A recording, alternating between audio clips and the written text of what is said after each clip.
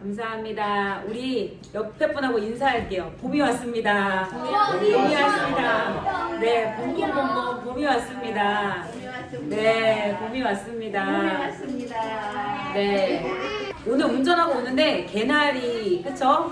그리고 꽃들이 이렇게 몽우리가 다 졌더라고요. 개나리도 피고, 그래서 네, 개나리가 폈어요. 네, 여의도 쪽에 너무 예뻤어요. 그래서 개나리 보면서 기도하는데 와, 이 자연들이 아직 추운데 자연들은 그 하나님의 섭리에 순종해서, 그쵸? 꽃을 필 때 꽃을 피고 향기 낼 때 향기 내고, 그래서 아, 우리도 정말 하나님이 우리에게 말씀하신 것들을 온전히 순종하며 살고 싶다라는 또 고백을 하게 되었습니다. 우리 다 같이 본문 말씀 볼게요. 본문 말씀 로마서 12장 2절 말씀입니다. 로마서 12장 2절 말씀 함께 보도록 하겠습니다.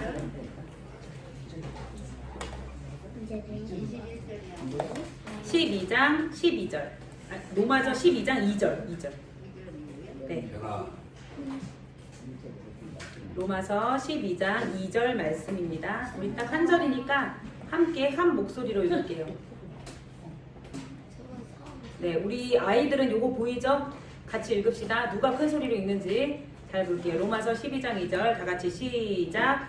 너희는 이 세대를 본받지 말고 오직 마음을 새롭게 함으로 변화를 받아 하나님의 선하시고 기뻐하시고 온전하신 뜻이 무엇인지 분별하도록 하라. 아멘. 네, 너희는 이 세대를 본받지 말고, 그쵸? 자, 우리 친구들도 하나님께서 말씀하세요. 너희는 이 세대를 본받지 말고 오직 마음을 새롭게 하고 또 변화를 받고 하나님의 선하시고 기뻐하시고 온전하신 뜻이 무엇인지 분별하도록 하라. 오늘 이 말씀을 가지고 우리 잠깐 말씀 나누겠습니다. 네, 여러분들 꿈 자주 꾸시나요? 꿈? 네. 꿈 많이 꿔요? 네. 네, 꿈을 꿔요. 저도 꿈을 참 많이 꾸는 것 같아요. 근데 꿈을 꾸다 보면 하나님의 계시적인 꿈도 있고 희망적인 꿈도 있고 때론 절망적인 꿈도 있고, 그쵸? 희망적인 꿈도 있고 절망적인 꿈도 있고 어두운 꿈도 있고 미래가 보일 때도 있고 이래요. 그럼 꿈 하면 성경에서 가장 먼저 생각나는 인물 있어요? 꿈. 네. 요셉이라는 사람이 꿈을 꿨죠. 근데 요셉이 어릴 때 꿈을 꿨는데 뭐예요? 꿈에선 자기가 리더가 되는 꿈을 꿨어. 리더가 되는, 자 이제 다 앉으세요. 돌아다니면 안 돼요. 말씀 시작하면. 리더가 되는 꿈을 꿔요. 그래서 자기가 리더가 될 줄 알았는데 그 리더가 되기까지, 꿈이 이루어지기까지 정말 오랜 시간이 걸려요. 그쵸? 고통의 시간, 고난의 시간. 네. 그래서 우리가 꿈을 꾼다 해도 꿈이 이루어지기까지 엄청난 시간뿐만 아니라 고난의 여정까지 겪는 요셉을 우리가 성경 인물에서 알 수가 있습니다. 그쵸? 여러분들도 다 꿈을 꾸시죠? 근데 꿈에서 이루어지는 것도 있고 이루어지지 않는 것도 있어요. 그쵸? 근데 제가 지난 금요일 밤에 꿈을 꿨는데 아침에 딱 토요일날 일어났는데 이렇게 정신줄을 못 잡겠는 거예요. 그러신 적 있어요 혹시? 밤에 꿈을 꿨는데 이게 뭔가 싱숭생숭하고 마음이 뒤숭숭해가지고 다음날 이게 뭐지? 꿈 때문에 아침에 이렇게 일어났을 때 막 너무 힘든 적이 있으신가요? 오늘 그랬어요? 희정 집사님 오늘. 이만순 집사님은 신경 쓰이는 날이 있어요? 그쵸? 맞아. 무서운 꿈 꾼 적 있어요. 이게 저도 유난히 금요일날 꿈을 꾸고 토요일날 아침에 딱 일어났는데 이거 어떡하지? 마음이 잡히지가 않는 거예요. 오전 내내. 그래서 이러 안 되겠다. 주일을 준비해야 되고 토요일을 준비해야 되는데 이렇게 마음이 잡히지 않는 상태로는 큰일 나겠다 싶어서 안 되겠다 해서 이렇게 옷을 입고 나갔어요. 이렇게 산책을 하면서 자연을 보면서 하나님이 지으신 자연을 보면서 산책하면서 기도하기 시작했어요. 하나님, 이렇게 뒤숭숭한 꿈을 꿨는데 저 어떻게 하면 좋을까요? 하나님한테 이제 다 얘기했어요. 그런데 제가 이렇게 나와서 기도하지 않고 계속 말씀 받으면 집중도 안 되고 그냥 뭔가 형식적인 설교를 해야 됐을 거예요. 근데 이렇게 기도하는 가운데 하나님이 주시는 마음들이 있더라고요. 되게 그 절망적인 꿈으로 인해서 심란했는데 갑자기 하나님이 이스라엘의 선지자들을 생각나게 하셨어요. 이스라엘의 선지자들, 뭐예요? 예언자들이라고도 하죠. 그쵸? 예언하는 선지자들이 예언을 해요. 근데 예언을 할 때면 그 내용을 가만히 들어보면 축복의 예언을 할 때가 있어요. 그쵸? 저주를 할 때도 있어요. 때로는 이스라엘을 향한 전략을 부어주는 예언을 할 때가 있어요. 때로는 하나님이 칭찬하는 예언을 할 때가 있고 꾸짖을 때가 있고 경고할 때가 있고 멸망을 예언할 때가 있습니다. 이렇게 이스라엘 백성의 영적 상태에 따라서 예언이 선포가 돼요. 예언이 선포가 되는데 예를 들어 절망적인 예언이 선포됐어요. 선지자들로 하여금, 예언자들로 하여금. 그럼 하나님의 마음이 백성들을 멸망시키기 원하시기 때문에 이 절망적인 예언을 하게 하셨을까요? 아니면 백성들로 하여금 돌이키게 하기 위해서 예언을 하게 하셨을까요? 오, 맞아요. 이 삶에서 돌이키게 하기 위해서 그 예언을 하시는 겁니다. 그러면은 선지자는 내가 이렇게 얘기를 해요. 내일 너희가 이렇게 하지 않으면 망할 것이다 라고 이야기를 해요. 그런데 선지자가 이렇게 예언을 했는데 이스라엘 백성들이 그래? 그럼 이 예언이 성취되게 하는 게 맞나요? 아니면 이 성취되지 않는 게 맞을까요? 성취돼야죠. 하나님의 예언은 성취돼야 돼요? 아니에요. 멸망을 선포하셨어. 멸망을 했는데 그걸 성취하게 하기 위해서 우리가 멸망의 길로 가면 될까 안 될까요? 안 되죠. 우리는 돌이킬 수 있는 하나님이 은혜를 허락하셨습니다. 그런데 선지자들이요. 하나님 제 얼굴이 있지. 저한테 이 마음 주시고 선포하게 하셨는데 왜 저한테 이렇게 마음을 돌이키시나요? 왜 이렇게 방향을 바꾸시나요? 이러면 돼요? 안 되잖아요.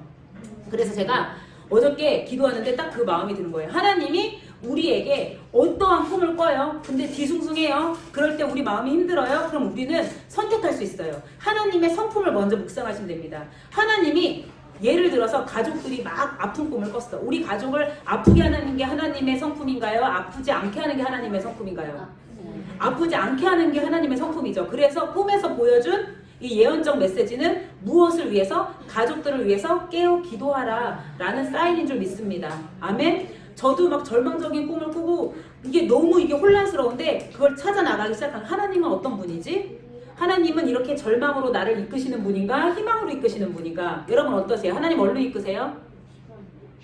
희망으로 이끄시는 분입니다. 그러면은 하나님의 성품을 알면 우리 흔들리지 않아도 돼요. 근데 사탄은 막 꿈을 통해서 상황을 통해서 우리를 막 뒤흔들려고 하거든요. 그때 우린 중심을 잡아야 돼요. 하나님이 어떤 분이신가? 저도 하나님이 어떤 분이신가 라는 거에 집중을 하니까 이 생각이 들더라고요. 내가 이 꿈에 순응할 것인가 아니면 이 꿈을 돌이킬 것인가. 이 열쇠는 나한테 있다라는 마음을 주시는 거예요. 그래서 절망적인 걸 따라가지 않고 이 열쇠를 가지고 저는 어떻게 해요? 이 절망적인 내용이 내 꿈에서 꾸었던 그 내용이 내 삶에서 이루어지지 않기를 선포합니다 라고 하게 하시더라고요. 그래서 용기 있게 하나님의 뜻을 알기 원합니다. 왜 이 꿈을 보여주셨나요? 저가 어떻게 하길 원하시나요? 하는데 하나님도 같은 마음이세요. 그 꿈의 내용을 거부하라는 마음을 주시더라고요. 거부하기 위해선 어떻게 해요? 제가 하나님 앞에 나아가면 돼요. 우리의 모든 환경을 뒤엎으시는 분, 역전시키는 분은 누구세요? 하나님이시기 때문입니다. 그래서 우리 여러분 삶에 방해되는 요소들이 있어요. 때로는 꿈을 통해서, 때로는 사람을 통해서, 관계를 통해서, 직장을 통해서, 모든 삶의 요소를 통해서 우리가 방해되는 게 있어요. 내 삶에. 아우 귀찮아, 아우 시끄러, 아우 불편해 라고 하는 것들이 있는데 하나님께서 이런 것들을 다르게 보길 원하십니다. 다르게 생각하길 원하시고 다르게 행동하길 원하십니다. 우리가 꿈에서 꿨어요. 난 절망이 내 앞에 눈에 보여. 난 이 길로 갈 거야. 이것만 묵상하면 진짜 절망이 임하죠. 그런데 거부하시길 바랍니다. 나의 인생의 주관자는 누구시라고요? 하나님이시기 때문에 우리는 거부할 수 있는 힘 또한 있습니다. 아멘. 그래서 제가 이걸 딱 거부하고 나니까 힘이 확 생기더라고요. 뭔가 말씀에 집중할 힘이 확 생기더라고요. 그러면서 딱 생각나게 하신 게 2주 전부터 제가 기도할 때 주신 키워드예요. 이렇게 우리가 매주 살다 보면 이 단어가 꽂힐 때가 있어요. 여러분들이 어느 날은 순종, 지난주에 순종을 말씀하셨으니까 그래 한 주간은 순종해야지. 우리 우주가 한 주간 엄마 말에 순종해야지. 엄마가 뭐라고 하든지 순종해야지 하는데 이 엄마가 더 막 못되게 하는 거예요. 순종 못하게. 근데 순종해야지 하니까 순종을 붙잡고 살아가니까 그래도 막 순종을 따라가요. 이런 것처럼 삶 속에서 딱 붙잡힌 단어가 있어요. 매일 다를 수가 있고 매주 다를 수가 있고 한 달에 한 번씩 다를 수가 있어요.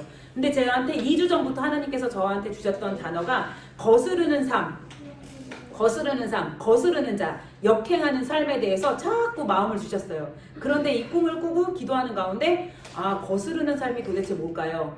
부모님 말씀, 하나님 말씀에 거스르는 게 아니라 세상을 향해 거슬러라 라는 마음을 주시더라고요. 세상을 향해 거스르는 게 어떤 걸까요, 하나님? 하고 제가 책을 보는데 책을 2권을 봤거든요. 근데 2권의 내용에서 다 똑같은 회사의 그 예화가 나와서 여러분에게 잠시 소개하도록 하겠습니다. 어떤 회사인지, 이 회사는요, 이 세상의 회사와 같은 전략으로 소비자들의 마음을 사지 않고 다른 전략으로 소비자들의 마음을 산 회사입니다. 그 회사가 바로 도브라는 회사예요. 도브 들어보셨나요? 도브, 비누, 샴푸 유명한 회사죠. 도브라는 회사인데 이 도브라는 회사 네 이렇게 띄워줬네요. 요거까지만 보여주세요. 이 도브라는 회사가 어느 날 아름다움에 관한 의식을 조사했어요. 한국, 일본, 중국, 대만 이렇게 해서 그 아시아의 10개국에 조사를 했어요. 그리고 여자들한테 다 물어봤어요. 자신이 예쁘다고 생각하냐? 아름답다고 생각하냐? 했는데요. 진짜 희한한 발표가 나왔어요. 여러분이 아름답다고 생각하십니까? 네.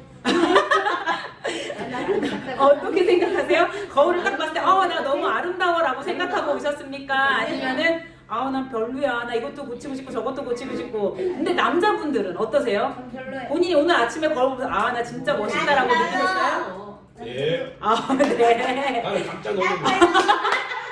거울 보고 깜짝 놀랐네. 너무 멋있어서 네. 깜짝 놀라신다. 우주가 한 번 더 쳐다보네요, 집사님. 맞아요. 저희도 깜짝 놀랍니다. 멋있으셔서. 네.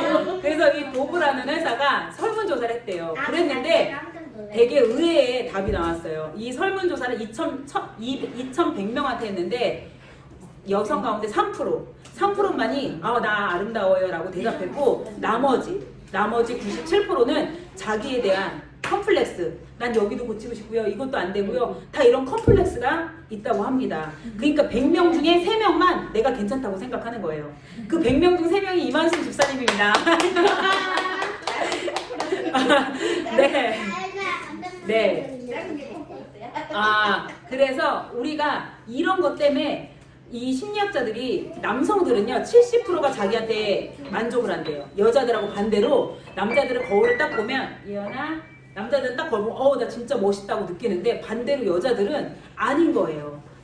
그래서 왜 이렇게 여자들이 자기 외모에 비하를 하나 라고 이제 심리학자들과 이런 광고 업계 사람들이 조사를 했는데요. 그 이유가 있었어요. 뭐냐면 우리가 딱 아침에 TV를 틀어요. 그럼 광고에서 비현실적인 외모의 연예인들이 나와서 샴푸 광고를 쫙 해요.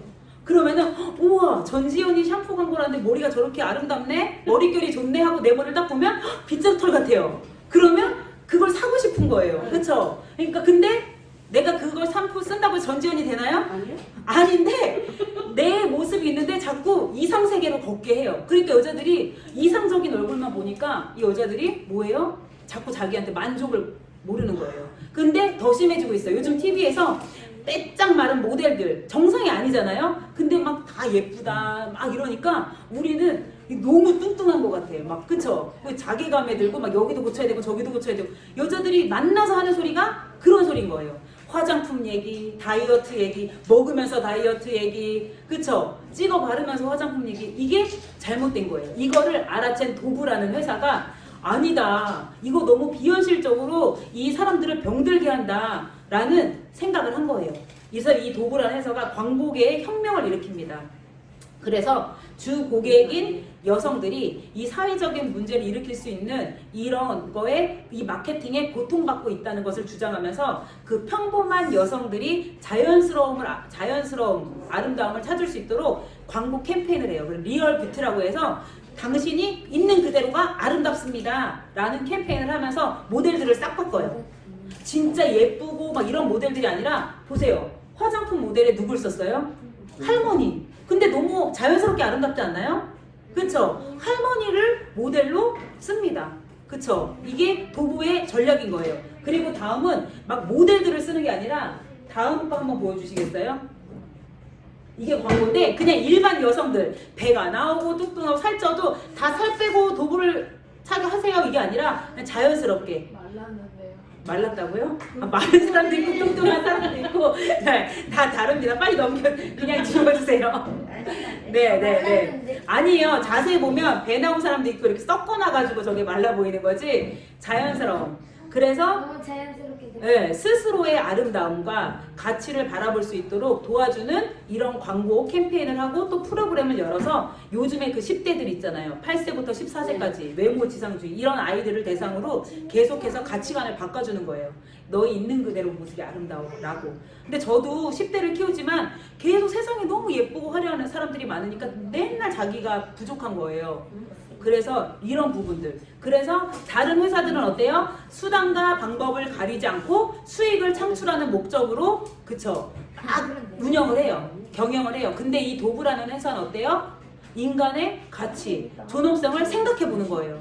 아, 지금 이 사회가 병들어가고 있는데 계속 병들게 하면 안 되겠다. 우리가 좀 도와주자. 라는 마음으로 이 도브라는 회사가 리얼 뷰티 캠페인으로 바꿔요. 그런데 매출이 어떻게 됐을까요? 중요한 건 이제 매출이잖아요. 그쵸? 회사가 이런 캠페인을 했는데 이 캠페인을 하기 전에는 20억 달러였대요. 매출이. 20억 달러. 그런데 이 캠페인을 하고 나서 매출이 어떻게 됐을까요? 40억 달러. 배가 뛰는 거예요. 헐. 네. 어떤 거예요? 진정성과 가치. 그래서 하나님은 제가 계속해서 거스르는 자, 이 세대를 따라가지 말라고 본문에도 말씀하셨습니다. 이 세대를 본받지 말아라. 그래서 우리 믿는 자들은 기업이 이미지, 기업도 이렇게 하는데 믿는 자들도 어떻게 해요? 세상을 따라가면 그냥 세상 속의 한 조각으로 살아갈 거예요. 그런데 이 세상에서 하나님의 뜻을 따르는 거, 세상을 거스르고 하나님의 뜻을 따르면 도부처럼 정말 사람을 생각하고 사람의 회복을 생각하고 영혼을 생각하는 목적을 가지고 있으면 하나님께서 분명히 다르게 쓰실 줄 믿습니다. 아멘. 그래서 우리 비전교회 성도님들, 우리 어린이들 학교에 갔을 때도 목적을 항상 가지세요. 내가 공부하기 싫은데 억지로 학교 가야 돼. 나 너무 괴로워. 이런 마음이 아니라 하나님이 오늘 내가 따라야 될 하나님의 말씀이 무엇이고 잘라내야 될 세상의 가치관은 무엇인지, 나는 무엇을 거스리고 나아가야 되는지를 좀 생각하는 우리 비정성도님들 되시길 축복합니다. 아멘? 아멘. 우리가 지난주에 사사기 통독이 시작되었어요. 사사기. 사사기는 어떤 성경인 것 같아요? 사사기. 네. 죽을사? 네. 네. 사사기는 이스라엘에 왕이 없던 시절에 하나님이 왕 대신으로 리더십들을 세우셔서 이 리더들을 통해서 이스라엘을 통치하는 그런 배경에 400년 동안 사사시대가 있었습니다. 이스라엘에. 근데 어떻게 했어요? 사사기 들어가기 전에 하나님은 이스라엘 백성들을 적과 끓이 흐르는 땅으로 인도했죠. 그때까지 지도자는 누구였죠? 출애굽에서 나와서 모세였고 또 여호수아가 지도자였어요. 그런데 여호수아가 딱 죽어요. 죽으면서 이스라엘 그 민족들한테 12지파를 다 분배해요. 자, 한 지파, 르우벤 지파, 유다 지파, 갓 지파, 므낫세 이렇게 다 12개 땅을 분배를 받아요. 자, 이제 그들에게는 이 땅을 내가 분배받은 이 땅을 어떻게 하나님 나라로 만들어 갈 것인가 라는 사명을 딱 받아요. 우리도 하나님께서 사명을 주셨어요. 너희가 사는 너희의 가정, 너희의 삶, 너희 개인, 하나님 나라를 어떻게 만들어야 될 것인가. 이스라엘 백성들이요, 가나안 정복을 위해서 열심히 달려왔어요. 그러니까 새로운 나라가 생겼죠. 이스라엘이라는 나라가 생겼는데 리더 여호수아가 죽어요. 그쵸? 그러고 나서 어떻게 하면 하나님 나라를 만들 수 있지? 라고 하는데 이스라엘의 선택은 무엇이었나요? 우리 이제 사사기를 한번 펴보시겠습니다. 구약 펴보실게요. 우리가 지금 읽고 있는 사사기 한번 펴보세요. 네, 우리 앞에 여기 이거 가져가서 피고 있다 놔주세요. 가운데 놓고 같이 읽으세요. 사사기 2장 7절에서 10절. 네, 사사기 2장 7절에서 10절. 다 피셨나요? 네, 다 피셨으면 피신 분이 읽어주세요. 시작. 백성이 여호수아의 3날 동안 여호수아의 승분한 장부들 곧 여호와께서 이스라엘을 위하여 행하신 모든 큰 일을 본 자의 사는 날 동안에 여호와를 섬겼더라. 여호와의 종 눈의 아들 여호수아가 110세에 죽음에 우리가 그의 기업의 경내 에브라임 산지 가스 산 북민닷 헤레스의 장사였고 그 세대 사람도 다 그 열조에게 돌아왔고 그 후에 일어난 다른 세대는 여호와를 알지 못하여 여호와께서 이스라엘을 위하여 행하신 일도 알지 못하였더라. 아멘. 네, 여기서 다른 세대가 나옵니다. 다른 세대. 하나님을 모르는, 또 하나님이 행하신 일을 모르는 다른 세대가 나옵니다. 그렇죠? 다른 세대가 이 시대의 주역이 돼요. 그럼 사사기 3장 11절 한번 읽어주시겠어요? 3장 11절. 그 땅이 태평한 지 40년 그러나 그리스의 아들 운나엘이 죽었더라. 네. 자, 우리가 이 다른 세대에 대해서 한번 잠깐 나눠보도록 하겠습니다. 하나님께서 여호수아를 통해서 이제 가나안 정복을 이루셨는데 하나님을 모르는 다른 세대가 주역이 됩니다. 그런데 비록 다른 세대지만 그들에게는 누가 있어요? 누가 있었어요? 우리 자녀들에겐 누가 있죠? 부모님이 계시죠. 부모님이 계시고 할머니 할아버지가 계시고, 그래서 하나님을 모르는 다른 세대더라도 부모님 가정에서의 교육이, 신앙 교육이 제대로 됐다면 이 다른 세대들도 주님을 알았을까요? 몰랐을까요? 알죠. 그런 다른 세대 가운데서도 부모님을 통해서 하나님이 어떤 분이신지 아는 사람들이 있었을 거예요. 그래서 하나님이 아까 전에 사사기 읽으셨는데 3장 1절 한 번만 다시 읽어주시겠어요? 여호와께서 전쟁을 알지 못한 이스라엘을 시험하게 하시며 네, 하나님께서는 가나안 전쟁을 모르는 이 다른 세대들한테 시험을 하십니다. 진짜 얘네가 나를 아나 모르나. 그리고 4절 한번 읽어주세요. 시작. 3장 4절. 남겨두신 이 열국으로 이스라엘을 시험하사 여호와께서 모세로 그들이 열조에게 명하신 명령을 청종하나 알고자 하셨더라. 네, 하나님께서는 분명 다른 세대인 걸 알고 계시는데 이들 가운데서 하나님의 말씀을 청종하는 자들을 찾고 계십니다. 그러니까 이 이스라엘 백성들이요, 가나안 12지파로 이렇게 딱 나눠졌는데 하나님 나라를 어떻게 이루어갈 것인가 해서 첫 번째부터 지금 죄를 선택하기 시작합니다. 하나님이 하셨던 말씀을 싹 잊어버리고요, 죄를 선택하기 시작합니다. 명령을 어기기 시작해요. 첫 번째, 하나님 분명히 다른 나라와 언약을 맺지 말아라 하셨는데 바로 언약을 맺어요. 두 번째, 다른 민족의 신을 섬기지 말라 하셨는데 신을 섬겨요. 또 다른 민족과 결혼하지 말아라, 통혼하지 말아라 했는데 또 섬겨요. 그러니까 이스라엘이 죄를 행하는 거예요. 그러니까 하나님 보시기에 어떠셨겠어요? 답이 없는 거예요. 이제 화가 나신 거예요. 화가. 그러니까 하나님이 이 사사기에서 이스라엘 백성들이 죄를 행하니까 바로 하나님은 어떻게 해요? 이 죄를 다스려 줄 누군가를 보내십니다. 죄를 다루실 통로를 보내세요. 이웃 나라가 완전 이스라엘을 괴롭힙니다. 이스라엘을 막 학대하고 핍박하고 괴롭혀요. 그러니까 이스라엘 사람들이 또 어떻게 해요? 애굽에서 막 노역이 괴로우니까 부르짖어요. 하나님 도와주세요, 살려주세요, 부르짖습니다. 그쵸? 그러니까 또 하나님은 부르짖는 자. 근데 중요한 게 있어요. 이 부르짖을 때 제가 잘못했습니다, 하나님 우리를 용서해 주세요 라고 부르짖는 게 아니라 그 현실을 호소하는 거예요. 너무 힘들어요, 괴로워요. 그런데 하나님은 너무 선하셔서 그 부르짖음도 들으시고 구원할 자를 보내주십니다. 그렇게 그 부르짖는 그 소리를 들으시고 구원자를 보내주시는 게 바로 사사입니다. 사사를 보내주세요. 리더를 보내주신다는 소리예요. 그렇게 사사를 보내주세요. 그럼 그 사사를 통해서 나라가 또 태평해져요. 평안해져요. 근데 평안해지니까 또 죄를 져요. 그러니까 이스라엘 백성들이 계속 반복해요. 죄를 짓고 혼나고 또 부르짖고 또 사사를 얻으면 평안해졌다가 또 죄를 짓고, 이게 사사기의 끝까지 내용이에요. 여러분 사사기 읽으실 때 계속 이 내용이 반복돼요. 계속 죄짓고 또 죄짓고 부르짖고 또 사사를 통해서 전쟁에서 승리해서 또 이기고, 이게 반복되는 내용이 사사기입니다. 이거를 그래서 사사기 보실 때 이거를 보고 이런 내용이구나 하시면 돼요. 그래서 이제 생긴 신생 나라가 가나안 땅에 정착하여 살려면 이 토착민, 원래 있던 그 사람들하고 공존해야 되잖아요. 그런데 하나님은 공존하지 말아라, 결혼하지 말아라, 다른 신 섬기지 말아라, 좀 너네의 정체성을 잊어버리지 말아라 라고 말씀하십니다. 하나님은 이스라엘 백성들에게 끊임없이 말씀하세요. 이방 문화에 흡수되지 말아라, 이 세대를 본받지 말아라 라고 말씀하십니다. 다른 민족과 약속하는 거, 언약 맺는 거 NO! 우상 숭배 NO, 결혼 통원 NO라고 하십니다. 왜요? 그들과 섞이기 시작하면요 주인이 바뀌어요.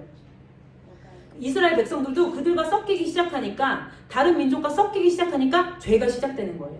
죄가 시작되니까 어떻게 해요? 죄가 오면요 죄의 결말은 사망이거든요. 근데 죄는요 달콤해요. 처음에는 즐거워요. 짜릿해요. 그러니까 죄를 선택해요. 그런데 어때요? 죄의 결과는 사망이에요. 처음에는 재밌고 편하고 좋죠. 그런데 나중에는 죽을 것 같이 힘들어요. 그러니까 막 부르짖어요. 살려달라고. 그럼 하나님이 또 도와주세요. 사사를 통해서. 그래놓고서 태평해져. 좋아져요. 오 감사합니다. 그런데 또 어때요? 또 죄를 져요. 이게 이스라엘의 습성뿐만 아니라 우리 인간의 습성이기도 합니다. 그래서 우리가 어떤지도 제대로 알아야 돼요. 네, 우리의 모습을. 나는 괜찮아. 난 죄 안 져. 장담할 수가 없어요. 그쵸? 장담하시나요? 우리는 언제 어떻게 넘어질지 모르는 존재이기 때문에 늘 하나님 앞에 나아가야 됩니다. 근데 이런 사람이 있어요. 나는 절대 죄 안 져. 이런 사람이 더 절대 죄를 많이 질 수 있어요. 네, 자신을 믿으면 죄를 져요. 근데 내가 연약한 걸 알고 하나님 도와주세요 라고 하는 겸손한 자는 계속 나의 주인이 하나님이시기 때문에 주인을 따라갑니다. 그래서 여러분의 고백이 하나님을 붙잡으시길 바랍니다. 하나님이 나의 주인 되심을 항상 기억하시길 바랍니다. 아멘. 정말 사탄은요 호시탐탐 우리를 유혹하는 세상 문화가 있죠. 그쵸? 호시탐탐 노려요. 세상 문화에 들어오라고. 그쵸? 우리 아이들한테도 그러고 우리에게도 그러고. 어떤 걸로 녹이나요? 술 한 잔 마셔봐. 대학 갔어. 이제 아직은 이제 대학 가서 이렇게 막 모임하면 괜찮아 한 잔 마셔봐. 아유 저 교회 다녀 괜찮아요. 이랬는데 이제 계속 마셔봐. 막 끊임없이 그럴 거예요. 그래서 한 잔 마시면 괜찮네. 두 잔 마시고 두 잔 마시면 괜찮네. 세 잔 괜찮네. 아무 일이 일어나지 않는데? 그러다가 중독이 되는 거예요. 담배도 그렇게 중독이 되는 거예요. 스마트폰도 그렇게 중독이 되는 거예요. 그쵸? 그래서 하나님은 중독이 될 만한 모든 것들, 중독이 되면 뭐예요? 하나님보다 우선시 되기 때문에 그 중독될 만한 모든 것들을 대해서 NO! 라고 말씀하시는 거예요. 쇼핑도 마찬가지예요. 이거 하나 사는 거 괜찮겠지? 근데 이게 나중에 중독이 돼요. 불안한 거야. 세상의 유행에 맞춰가려면 이것도 사야 될 것 같고 저것도 사야 될 것 같고 불안한 거예요. 그래서 우리는 하나님보다 우선시 되는 모든 것들을 끊어낼 수 있고 참을 수 있는 그 힘도 우리한테는 없어요. 하나님한테 기도해야 하셔야 될 줄 믿습니다. 아멘. 우리 삶에 그래서 우선순위가 정말 중요해요. 내 삶의 우선이 무엇인지. 어르신들 가운데 자식이 우선일 수 있어요. 또 젊은 사람들 가운데 친구가 우선일 수 있어요. 그쵸? 이것도 우상 숭배의 원인이 될 수 있다는 것입니다. 스마트폰이 우상이 되면 안 된다는 거예요. 그래서 우리가 모든 노예 관계를 청산하시기를 선포합니다. 아멘. 네, 우리 사사기 3장 7절 한번 읽어볼게요. 이스라엘 자손이 여호와 목전에 악을 행하여 자기들이 하나님 여호와를 잊어버리고 바알들과 아세라들의 섬긴지라. 아멘. 이거 보세요. 이스라엘 백성도요 여호와 목전에서 악을 행하기 시작합니다. 그러니까 악을 행하다 보니까 하나님을 잊어버리는 거예요. 신기한 게요. 우리가 악을 행하다 보면요. 하나님 잊어버리게 돼 있어요. 왜? 악에게 집중하니까. 그래서 바알들과 아세라를 섬기기 시작합니다. 그런데요. 이스라엘 백성들이요. 하나님에 대해서 오해하고 있던 게 있어요. 여러분도 우리가 그래서 말씀 보세요 라고 하는 거예요. 하나님 대해서 모르면요. 우리가 이렇게 바알과 아세라를 섬길 수 있습니다. 이스라엘 백성들이 생각한 하나님은요. 전쟁 영웅이었어요. 전쟁의 신이었어요. 왜냐면 계속해서 전쟁에 승리하게 하시는 분이었으니까. 그런데 가나안 땅에 딱 들어가서 살려고 하니까 뭐가 필요해요? 열매들이 필요하잖아요. 농사를 짓고 잘 먹고 잘 살아야 되잖아요. 그러니까 이스라엘 백성들이요. 하나님은 전쟁의 신이야. 근데 우리 평안해졌어. 그러니까 평안을 줄 수 있는 신을 찾아야 돼. 라고 생각한 게 바로 바알과 아세라인 겁니다. 바알은요. 풍요의 신이에요. 풍요의 신. 그래서 이 바알을 찾는 거예요. 근데 바알은요. 하나님을 섬길 때 하나님한테는요. 우리가 제단을 쌓고 동물의 각을 떠서 피를 드리고 제사를 드리잖아요. 근데 바알 신을 섬기는 제사는요. 되게 타락적이에요. 쾌락적이에요. 뭐냐면 바알이 풍요의 신이기 때문에 이 바알이요. 음란의 신이에요. 음란의 신. 그래가지고 이 바알이 바알을 막 흥분하게 해서 이 바알이 이렇게 이렇게 정자를 확 뿌려야지 이 땅이 잘 된다고 생각해서 이 바알 신전에 있는 모든 사람들은 다 참여했어요. 그래서 바알을 흥분시켜서 이렇게 농사를 잘 되게 한다 이래서 그 바알 신전은 다 그룹 섹스를 하는 아주 천하고 육체적이고 타락한 그러한 신전을 만들었던 거예요. 그러니까 하나님을 오해했어요. 하나님이 전쟁만 승리하게 하시는 신인가요? 아니죠. 우리의 풍요, 우리의 먹고 마시는 것까지 다 책임지시는 분인데 이스라엘 백성들이요 그걸 몰랐어요. 하나님은 그냥 전쟁의 신이다. 그래서 우린 다른 신을 찾아야 된다고 생각했습니다. 그래서 우리가 하나님이 어떤 분이신지 아는 게 중요해요. 그래서 여러분들도 말씀을 보면서 계속해서 우리의 문제에 부딪힐 때마다 하나님이 어떤 분이신지를 찾아야 됩니다. 하나님은요 전지전능하세요. 모든 걸 다 하실 수 있는 분입니다. 그래서 이렇게 바알과 아세라를 찾는 일이 없기를 선포합니다. 정말 그래서 우리는 하나님을 제대로 알지 못하면 이런 실수를 저지를 수가 있어요. 그래서 여러분들 말씀 보시면서 계속 하나님이 어떤 분이신지 찾으시는 우리 성도님들 되시길 축복합니다. 아멘. 자, 하나님이요 이렇게 백성들이 부르짖을 때마다요 그 부르짖음이 진짜 회개하고 돌이키는 참회가 아님에도 불구하고 그 현실과 고통의 부르짖음에도 불구하고 하나님은 불쌍히 여기세요. 불쌍히 여기셔서 이 백성을 구원하십니다. 사사들을 보내주세요. 하나님이 세우시는 자들이 있습니다. 그들은 바로 누구예요? 하나님의 영에 감동된 자들입니다. 그 세상이 다 죄악으로 치솟을 때마다 어때요? 하나님의 영에 감동된 자들은 이 세대를 본받지 않은 자들입니다. 그쵸? 그 사람들을 세우십니다. 당시에 출애굽기 다윗 시대에 가장 중요했던 게 언약궤예요. 하나님의 인재를 동반하는 언약궤가 있었어요. 여러분도 언약궤 아시죠?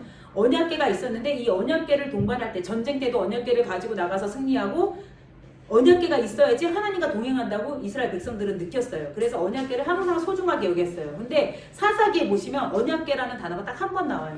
사사기에 이 언약궤 역할을 했던 사람들이 바로 사사들입니다. 사사들. 하나님의 임재를 상징했던 사람들이 바로 사사들입니다. 그래서 하나님이 세운 사사들은 하나님의 영에 감동되어서 법계의 역할을 감당한다는 의미를 갖고 있기도 합니다. 그래서 사사기에 근데 또 사사들은요 대부분 다 전쟁 영웅이었어요. 처음에 나오는 온니엘, 왼손잡이 에훗, 드보라, 기드온, 삼손 이런 사람들을 대사사라고 하거든요. 그리고 또 소사사가 있어요. 12명의 사사가 있는데 대사사가 있고 소사사가 있어요. 그래서 여러분들 이렇게 보시면서 아, 이 사람은 대사사이겠구나. 뭔가 좀 장수가 많고 큰일을 했던 사람들. 그 소사사는 이 사람들은 전쟁 영웅, 전쟁에서 승리한 사람들. 또 소사사들은 판단하는 이렇게 가르쳐주는 사람들. 네, 이렇게 또 사사를 나누시면 됩니다. 맞아. 기드온이 300용사로 이기죠. 자, 하나님이 말씀하신 여호와를 알지 못하고 여호와의 행하신 일 또한 알지 못하던 다른 세대가 이 반복되는 제약 속에서 하나님이 사사들을 세우십니다. 이 사사들이 과연 다른 세대와 같은 가치관을 갖고 살았을까요? 어떠세요? 같은 가치관으로 살았을까요? 다른 세대들이? 아니요. 다른 가치관이 있었습니다. 그래서 우리 자녀들에게 축복합시다. 하나님의 가치관으로 살아갈지어다. 그쵸? 네, 우리 인사합시다. 김우주, 우리 옆에 친구들하고 인사해주세요. 하나님의 가치관으로 살아갑시다. 네, 하나님은요, 하나님을 중심에 모신 자들을 보고 계세요. 그래서 이 사사들을 선택하시는데요. 중요한 건요, 이 사사들이요, 되게 특별하고 잘나서 선택하시지 않아요. 당시에 왼손을 사용했다는 거는 되게 사람들한테 웃음거리가 되고 놀림받을 만한 행동이거든요. 왼손잡이가 대우받지 못하던 시대였어요. 그런데 에훗이라는 사사는 왼손잡이였어요.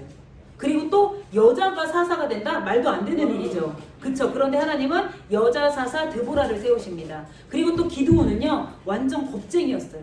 그리고 또 아버지가 바알 신전의 우상 숭배자였어요. 가장 큰 바알 신전에. 네, 이렇게 하나님은 이 사람들의 그 스펙을 보지 않으시고요. 하나님을 사랑하느냐, 사랑하지 않느냐를 통해서 쓰시느냐, 쓰시지 않느냐를 결정하십니다. 그래서 우리 친구들은 지금부터, 우리 어르신들은 지금부터 하나님 중심의 삶으로 자꾸 나아가셔야 될 줄 믿습니다. 아멘. 하나님은요, 세상이 뭐라고 하든지 말든지 하나님이 택하신 자들을 세우십니다. 그들을 통해 전쟁을 승리하시게 하시고요. 그들이 살아있는 동안 이 이스라엘을 태평하게 하십니다. 아멘. 믿으십니까? 연약함과 부족함이 있죠. 하지만 그렇게 넘어지는 사사들도 있지만 400년 동안 세워진 사사들에 의해서 이스라엘은 이끌어져 갑니다. 그렇게 해서 우리 성도님들도 이 12명의 사사와 같이 세상 가치관에 휘둘리지 아니하고 하나님 보시기에 하나님 영을 받아 순종하기에 합당한 그릇이 되기를 축복합니다. 아멘. 하나님은요 오늘도 이 시대의 가치관을 거스르는 자들을 찾고 계십니다. 그들을 사용할 것입니다. 그들을 통해 이 땅에 하나님 나라를 세워 가실 것입니다. 그 세상을 거스르는 자들이 용감하고 특출나고 뛰어나서 사용하시는 게 아니에요. 그저 마음의 중심에 하나님이 계신 자들이었습니다. 연약하고 부족하지만 하나님을 중심에 모시고 살았던 사람들을 하나님은 선택하시는 줄 믿습니다. 이렇게 시대의 가치관을 거스르기 위해 가장 중요한 전략이 바로 기도입니다. 기도예요. 기도할 때 우리의 생각을 바꾸십니다. 그래서 우리 여러분 방언 받기를 사모하세요. 방언으로 기도하세요. 그리고 방언으로 15분 이상 기도하잖아요. 영적인 분위기가 바뀝니다. 영적인 분위기가 바뀌는 걸 경험하시길 바랍니다. 가정에서도요 15분 이상 막 방언으로 하세요. 가정의 영적 기류가 달라질 것입니다. 기도는요 우리가 끊임없이 붙잡아야 될 가장 중요한 핵심 전략입니다. 개인적으로요 불가능하다고 여겨지는 일을 놓고 기도를 하잖아요. 근데 기도하는 가운데 성령이 마음 주시고 만져주시고 기도하고 딱 나니까 난 할 수 있어! 라는 사람이 되는 거예요. 정말 기도 전과 후가 비포 앤 애프터가 너무 달라요. 그래서 여러분에게 이거를 너무나 추천드리고 같이 하자고 말씀드리는 것입니다. 여러분 기도의 사람들이 되시기를 축복합니다. 아멘. 여러분 2011년 3월에 일본 대지진이 일어났어요. 아시나요? 쓰나미라고? 네. 거대한 쓰나미가 발생했는데 당시에 바다에서 조업을 하던 어부들이 있는데요. 그때 긴급히 대피하라고 이렇게 방송이 나와요. 쓰나미가 오고 있다. 어마어마한 태풍이 오고 있다. 긴급히 대피하십시오. 라고 합니다. 그러니까 어부들이 다 어디로 대피해요? 자, 우리 모두 바다에서 조업을 하는 사람들이에요. 우리 모두. 바다에서 일을 하고 있었어. 근데 갑자기 어마어마한 태풍이 불어옵니다. 파도가 옵니다. 얼른 피하십시오. 그럼 어디로 피할 것 같아요? 그쵸? 다 육지로 막 열심히 피했어요. 그런데 어떤 어부들은요. 육지로 피하지 않고요. 그 파도가 오는 그 바다로 들어가요. 근데 이 사람들은 어떤 생각을 했냐? 파도 이후에 먼 바다는 잔잔할 거라는 생각을 한 거예요. 판단을 한 거예요. 그래서 어떤 사람들은 육지로 다 피했는데 몇몇 어부들이 먼 바다로 들어갑니다. 어떻게 됐을까요? 살았어요. 어떻게 됐을까요? 살았어요. 정말 쓰나미 뉴스 보시면 알겠지만 아까 전에도 잠깐 했지만 육지가요 다 집들이고 뭐고 다 부서집니다. 그쵸? 엄청난 쓰나미는요 이 항구를 덮치고요 마을의 흔적까지 지워버립니다. 항구로 피한 배들은요 부서지고 장난감처럼 나뒹굴었지만 먼 바다로 나간 어부들은요 아주 안전했어요. 아주 잘. 네, 안전했어요. 만약에 여러분이 바다에서 조업하는 어부라면 그 쓰나미 정보를 듣습니다. 다 아까 육지로 나가신다고 그랬죠. 그쵸? 먼 바다에서는 오히려 해일이 높지 않다는 사실을 알고도 아마 대부분의 사람들은 육지로 나갈 것입니다. 그 바닷속으로 들어가지 못할 것입니다. 이러한 상황 가운데도 우리는 선택할 수 있어요. 육지로 나아갈 것이냐, 그럼에도 불구하고 먼 바다로 나아갈 것이냐. 그런데 중요한 게 있어요. 이 사람들은 자기의 그때 그 느낌을 믿고 그렇게 나아갔잖아요. 깊은 바다로 나가 살았잖아요. 근데 하나님의 영에 감동된 자들은요, 이런 상황 속에서 선택하는데 거침이 없습니다. 기도하는 자들은요, 하나님의 영에 감동된 자들은요, 이런 선택에 있어서 결단력도 빠르게 주십니다. 전쟁 영웅이었던 사사들이요, 전쟁에 승리할 때마다 하늘로부터 오는 전략이 부어져서 승리합니다. 저는 여러분들이 이런 지혜로운 선택, 하나님의 영에 감동된 선택을 하시는 우리 성도님 되시기를 축복합니다. 복의 길을 선택할 것인지 저주의 길을 선택할 것인지, 하나님의 말씀을 따를 것인지 육신의 생각을 따를 것인지, 우리를 가두고 있는 생각의 감옥에서 벗어나시기를 권면합니다. 우리가 갇혀 있어요. 내 생각의 감옥에서. 근데 여기에서 벗어나는 우리 성도님들 되시길 바랍니다. 이러기 위해서요, 우리 코이노니아라고 하죠. 신앙적 교제가 필요합니다. 교회 안에 교제가 필요해요. 우리가 우리의 생각을 나만 알아. 내 생각을 말하지 않고 나만 알아. 그럼 내 생각의 가치가 너무 싫어요. 그렇죠? 그런데 우리의 생각을 나눌 때, 다른 사람들의 말을 들을 때, 조언을 들을 때, 어때요? 우리의 생각이 유연해져요. 그런데 어른이면 어른일수록 더 그럴 수 있어요. 내가 이렇게 경험했는데 이게 답이야 라고 생각할 수가 있어요. 그래서 대화하면서 이 사람은 어떻게 생각하는지, 이 자매는 어떻게 생각하는지 어린아이한테서도 배울 게 있다는 거예요. 그래서 우리가 마음을 유연하게 해야 될 줄 믿습니다. 우리가 우리의 생각에 갇히지 않기 위해선 마음을 유연하게 해야 될 줄 믿습니다. 우리 인사합시다. 마음을 유연하게 합시다. 네, 어린아이에게서도 배울 게 있어요. 그렇죠? 어린아이들과 대화를 통해서도 하나님이 응답하실 때가 있습니다. 그래서 저희 비전교회는요, 이렇게 유연한 교회가 됐으면 좋겠어요. 그렇죠?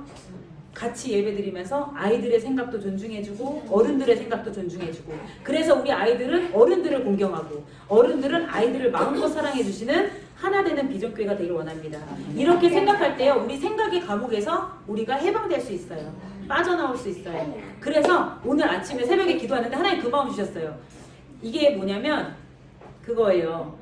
이름이에요. 각자 다 이름이 들어있거든요. 그래서 이거 하나씩 뽑을 거예요. 그러면은 내가 기도해야 될 사람이 딱 나오잖아요. 딱 나오면 이 사람한테 가서서 물어보세요. 요즘 뭘 기도하길 원하세요? 제가 무엇을 기도해 드릴까요? 아까 전에 중요한 게 뭐라 그랬어요? 세상을 거스르기 위해서는 기도가 필요하다 그랬죠. 그러기 위해서는 또 신앙적 교제가 필요하다 그랬죠. 나누세요. 무엇을 생각하시는지, 어떻게 생각하시는지. 그런데 중요한 게 있어요. 그 중보 기도를 하잖아요. 제가 또 오늘 아침에 기도하고 오는데 저희 기도 모임에 딱 키고 오는데 갑자기 누가 딱 들어오는 거예요. 근데 하나님이 중보하라는 마음을 주세요. 처음에는 막 이렇게 아침이니까 찌뿌둥하고 이러는데 그 사람을 중보하기 시작하니까 갑자기 또 확 풀어지는 거예요. 그래서 여러분, 이 기도 뽑은 종이를 가지고 이분을 위해서 중보하는 건 축복입니다. 이 중보를 시작하면 기도가 확 열릴 거예요. 그쵸? 방언으로 15분 하시고요. 중보하시고요. 나면 내 문제는 해결하십니다. 막 내 문제만 붙잡고 기도하면요, 나만의 감옥으로 들어가는 거예요. 그런데 누군가를 위해서 기도할 때 내 문제를 해결하신 하나님을 경험하시길 바랍니다. 아멘. 그래서 오늘은 이거 기도 짝꿍 뽑을 거예요. 기도 짝꿍 뽑고, 네, 이게 다 안 나왔기 때문에 2개 뽑으셔도 돼요. 그럼 2배 더블의 은혜가 임할 줄 믿습니다. 그쵸? 하나씩 다 뽑으시고 남은 거 있으면 제가 더 뽑겠습니다. 이 사람들은 천국을 침노하는 자들입니다. 네, 그렇게 해서 우리가 기도에 힘쓰고 성도의 교제에 힘쓰는 우리 비전교회 되시기를 축복합니다. 아멘. 사사시대 선택받았던 사사들처럼 이 땅을 거스르며 하나님의 영에 감동된 우리 비전교회 성도님들 되시기를 축복합니다. 아멘. 우리 기도하겠습니다.